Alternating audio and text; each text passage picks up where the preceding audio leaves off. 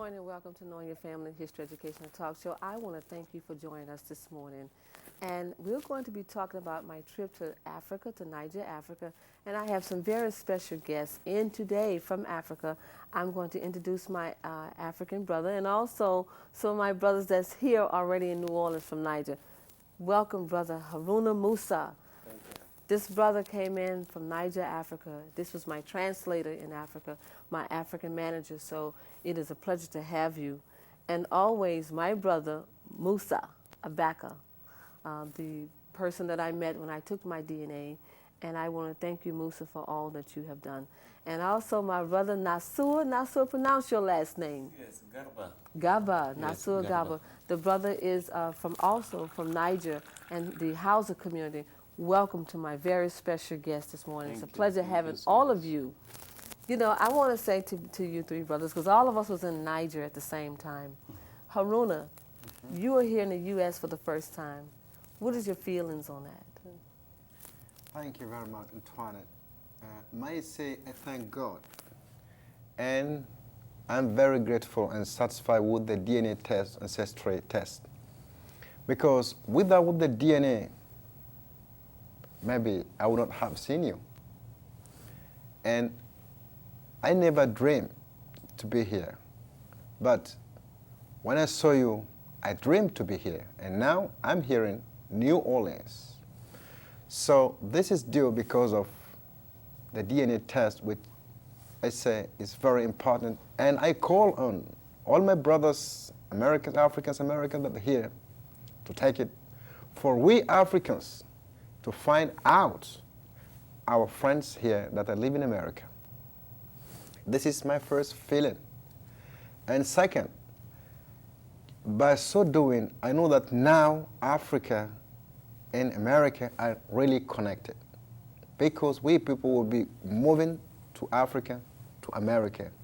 And we are going to share many things. As material is available here, we have love in Africa. So we can give you what we have, and you can give us what you have. I think this is my real feeling of being here in New Orleans, America. Musa, can you believe that he's here? I don't believe, but in life, you never know. Never know. Tuareg So, saying, is yeah, that something? Never know. Tuareg say you never know in life. If you're alive, you get to see. You don't know how life finish. And I want to say, too, that this brother Nasur also was very vital in educating me on Niger, on the country of Niger. Let's talk about Niger. What is the population in the Hausa community in Niger? The population in Niger, we are 12 million, about 12 million people. And we have about 56% Hausa people, 22% Germa people, and we have about 8.5% of Fula and 8% Tuareg. And the other is the Kanuri, and we have another people. And it is a French country colonization. The country was colonized by French. When did the country gain its independence? We gained our independence in August 3rd of 1960. And So the country is still struggling to really become independent. Yes. Which is we are trying to be independent. But anyway, we have our constitution. The first constitution, we vote it December 18, 1958. And we have our republic, and we are independent since 1960. Haruna, could you please tell me how many different ethnic groups of people we would find in Niger? In Niger, okay. As he says, we have the dominant groups, which are Hausa, Germa, Tuareg, and Fulani. We have also minority groups like Arabs, Tubu, Kanuri, and Gurmanche. This is the 8th ethnic group we have in the Niger Republic. And each group is associated with a specific language. But what I have to point out there is the specific character of Tamashek, because Tamashek has its own writing skills. Let's show it here. Okay. Okay, if we, this is the Tamashek, right? This is the Tamashek writing, yeah. So this writing dated several centuries before Jesus Christ. Yes. It is an old prescript of Tuareg, and still it is used. And this is what makes the language surviving, actually.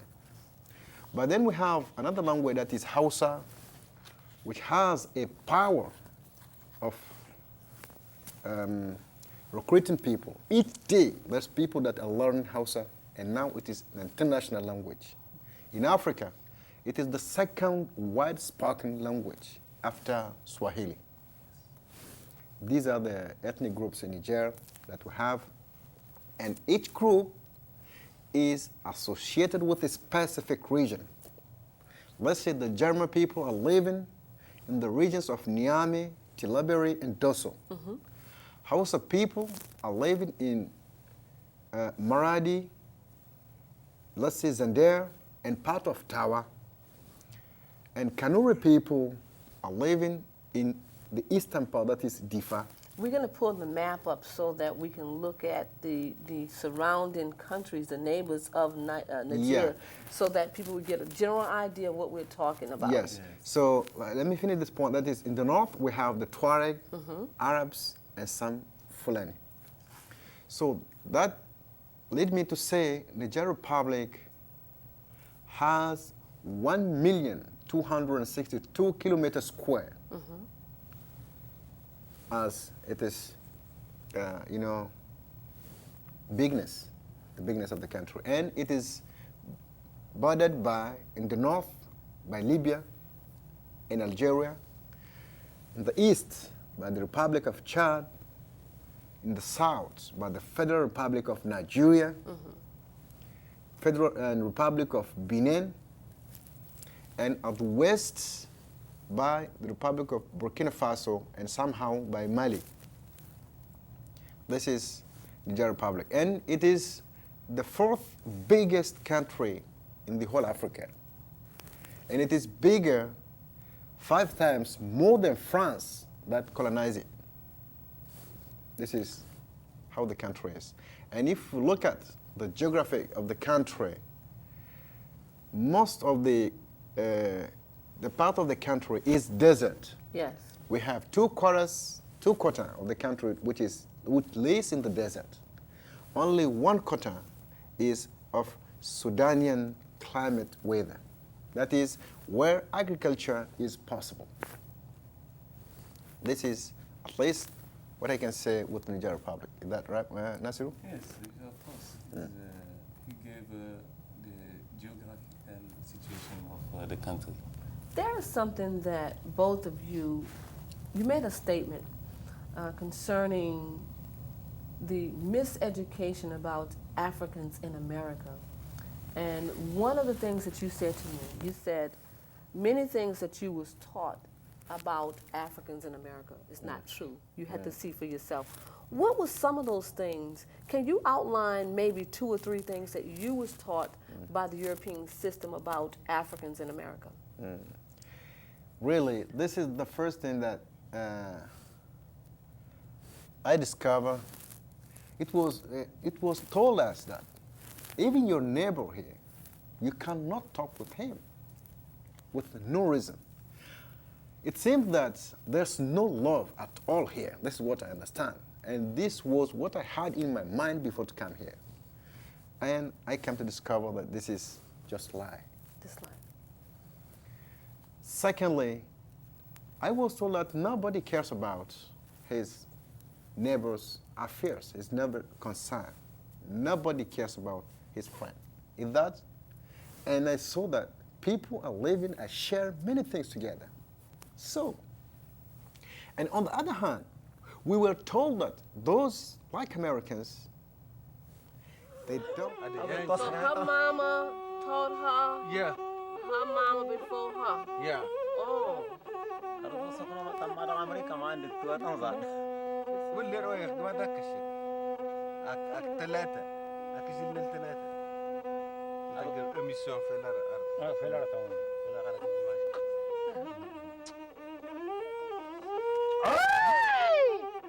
هلك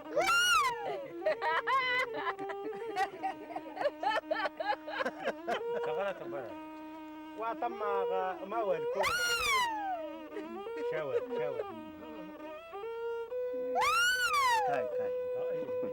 You learn early, huh? شغلة تقسم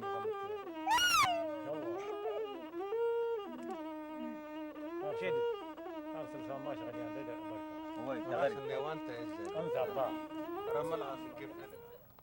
What was the sound about? Can anybody kind of like duplicate that? What was that sound? Can you make that sound, Musa? Yeah. Go ahead. Hey! Okay. Haruna, let me hear you. Hey! Okay, and what does that mean? Okay, that means anytime we hear something good, we express happiness and courage. We do the sound. Hey! It means it's very fine, it's very good, and it goes right to our heart. And what do the women do? The woman, what is singing, the violin is some kind of music, especially for courageous men. Lazy, useless men will never get the opportunity to listen to that. So, and when you hear that, it means wisdom, and men should get ready to, to save the community. And it is a poetic song. So what it tells the history of the Tuaregs. And it's something like telling the Tuaregs, you people, you are a great people. So make sure that always you are ready for everything. Yes. Ready for work, ready to protect your community, and to preserve all the richness of the community. This is what it means. Would you please pour me some tea as we talk about this? Okay. Haruna, only the men pour the tea. The tea is specially prepared by the woman. Oh, really? Yes. So, a Tuareg, to give me an opportunity to talk about your tribe, that is Tuareg woman. A Tuareg woman is not supposed to do any work, but to make herself very, very beautiful. I can accept that. Work is for men. The only I can appreciate that. The only thing she will do is to cook the tea for her husband. So once you see that, you enter your house and you are not welcome with the tea, that means something is wrong in the family. Yes, yes. So this tea is prepared by women, especially within the family. Yes. But when you have special guests or when you have a serious issue to discuss about in the tribe or in the camping, so men do sit around the tea, take the tea, and debate about And while we serious on things. that note, because we want to make sure we get everything in the time that we can, this is a commune bowl. This is what everybody would eat. Yes, this is with what everybody eats. And would pass it. Yeah. How would we do it? Show us. So it's not that we give the bowl to everybody. No, the bowl sits there. Sit here, and everybody will sit round. Oh. Then the youngest will hold it for the eldest to eat. So everybody is eating.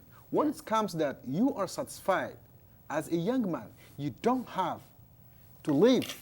You have to stay until everybody finish. Then you come up with everything. Now, this. You was there. Musa was there. What does that mean to Africans? That one. Adda. This one was the European, I don't know, he catch the head. The head of the Africans? The African, head of the African.